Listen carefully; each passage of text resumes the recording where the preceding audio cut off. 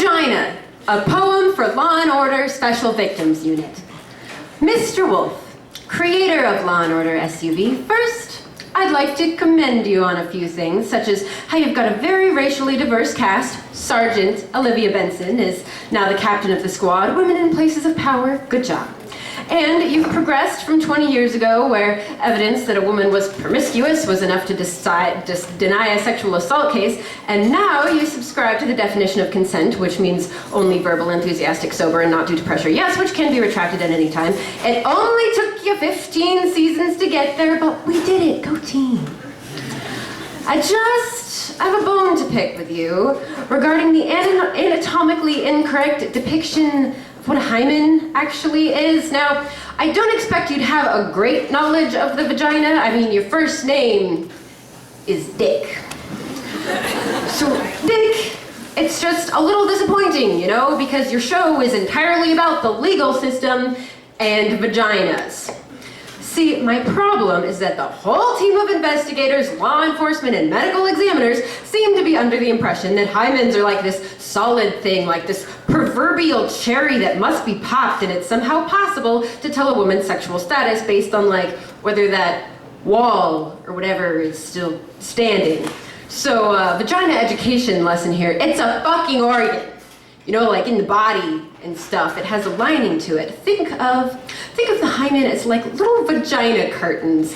Sometimes it's two cute little curtains draped off to the side, kind of out of the way. Sometimes they meet in the middle, cover most of the window. Sometimes it's one big curtain, and whatever they look like, it's not like they're stapled to the wall. How else would tampons and period blood get through?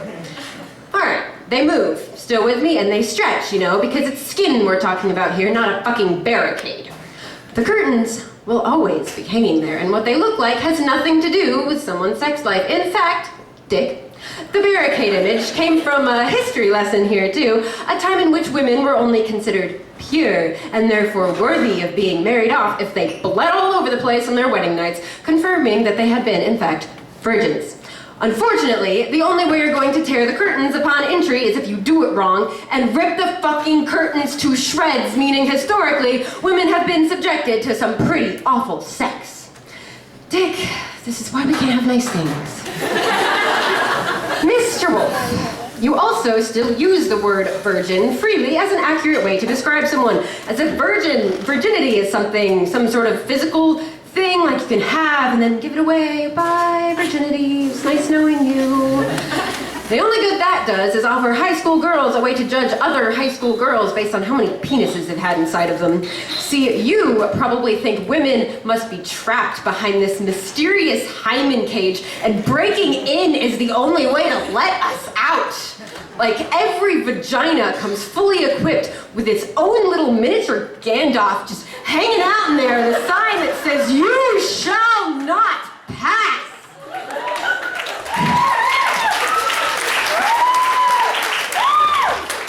And the girl is apparently a virgin, whatever that means, until some brave little penis soldier charges in and runs over Gandalf. Dick, are you under the impression that lesbians universally die virgins because they aren't granted a penis to give them a get-out-of-hymen-jail-free card? Dick, it's 2016, and just 2 episodes ago, you had the DA ask a victim, and I quote, "Now, I hate to ask, but the medical report showed you were a virgin when this happened." Not only is that virtually indiscernible based on a medical exam, it also has literally nothing to do with whether or not that shit was consensual. The idea you are perpetuating is almost as archaic as my personal favorite vagina myth, vagina dentata. Yeah, look that one up.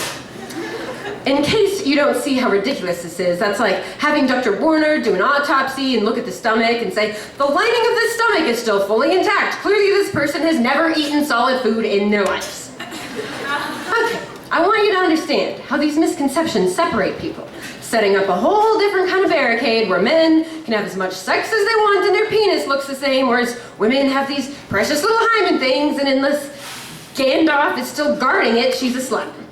You're just making the patriarchy so much worse right now, and Dick, I think it would do wonders for the show if you'd take a basic fucking anatomy lesson, write some scientifically accurate lines, and help tear down this wall.